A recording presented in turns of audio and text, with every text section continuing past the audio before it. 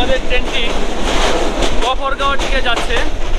তো হয়তো অল্প কিছু সময়ের মাঝেই গফরগাঁও স্টেশনে আমাদের ট্রেনটি কিন্তু দাঁড়াবে। তখন আমরা গফরগাঁও স্টেশন সম্পর্কে আপনাদেরকে কিছু তথ্য দেওয়ার চেষ্টা করব।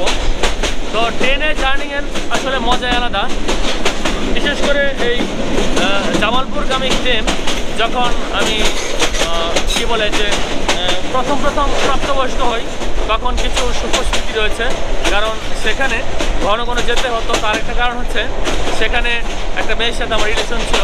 তো সেই রিলেশনটা শেষ পর্যন্ত টিকেনি, কারণ তখন এরকম আধুনিক ট্রেন ছিল না। আর পাশাপাশি কিন্তু মোবাইল সংযোগ মানে এতটা ভালো ছিল না। তো বাটন মোবাইল ব্যবহার করতাম, মোটরোলা বাটন মোবাইল ছিল। তো সেই মোবাইলটা ঠিক মতো নেটওয়ার্ক পাওয়া যেত না। আর ট্রেন এতটাই মিস করতো বা এত লেট করতো, তো দেখা যেত যদি 9টার সময় ট্রেনিংয়ের সময় দিতাম, তখন কিন্তু আমার যেতে যেতে 11টা বেজে যেত। তো ওই জায়গায় যে আমি কিন্তু আমার গার্লফ্রেন্ডকে আর পেতাম না। তো যদিও এটা কে কীভাবে নেবেন সেটা জানি না, কিন্তু পার্সোনালি একটা বিষয় আপনাদের সাথে শেয়ার করার চেষ্টা করলাম।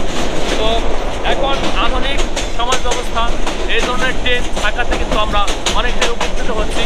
এবং যারা দেখা যায় কর্মোদ্যমী মানুষজন, তারা এই ট্রেনে করে তারা কিন্তু তাদের কাজকর্ম সহজেই করতে পারছেন। বিশেষ করে ময়মনসিংহ অঞ্চলের মানুষগুলো তারা কিন্তু সহজেই ঢাকা যেতে পারছেন এবং ঢাকা থেকে রাতে আবার ফিরে আসতে পারছেন।